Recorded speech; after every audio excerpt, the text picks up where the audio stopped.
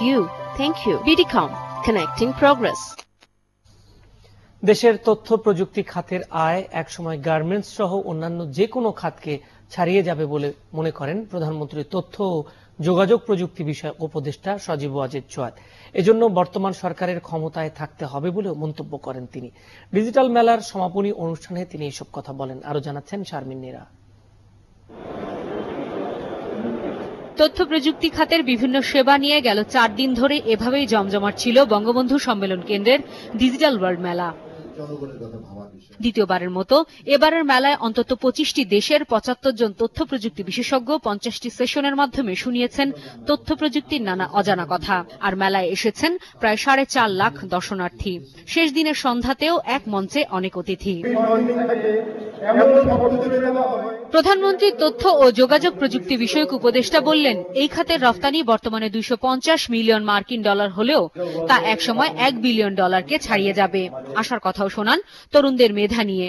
5-6 বছরে অন্যান্য সেক্টর উঠে এসেছে। আমরা শিপ বিল্ডিং এ এগিয়ে যাচ্ছি, আমাদের শিপ বিল্ডিং এর এক্সপোর্ট বাড়ছে, আমাদের ফুড প্রসেসিং এর এক্সপোর্ট বাড়ছে। তার সাথে সাথে আমার ব্যক্তিগত যেটা টার্গেট, যে আমাদের আইসিটি এক্সপোর্টও বেড়ে যাচ্ছে। আর ভবিষ্যতে আমার যেটা আশা আছে যে একদিন গার্মেন্টস দূরের কথা, আইসিটি এক্সপোর্ট আমাদের দেশকে এগিয়ে নিয়ে তুলে নিয়ে যাবে। এ সময় তথ্য প্রযুক্তি কি ধরনের কর সুবিধা পাবে তা নতুন অর্থ বছরে ঠিক করা হবে বলেও জানান অর্থমন্ত্রী। কি ধরনের কর সুবিধা পাবে সেটা জুন মাসে তাদের জানার ব্যবস্থা করা যাবে।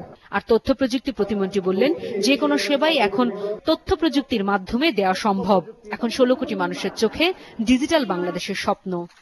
বস্ত্র, শিক্ষা, চিকিৎসা, বাসস্থান, এই 4টি মৌলিক চাহিদা পূরণের জন্য সে প্রতিনিয়ত তথ্য প্রযুক্তির ব্যবহার করতে পারবে এই বাংলাদেশের মাটিতে। আমরা সেই ব্যবস্থা করতে চাই সারা বাংলাদেশের 16 কোটি মানুষের জন্য।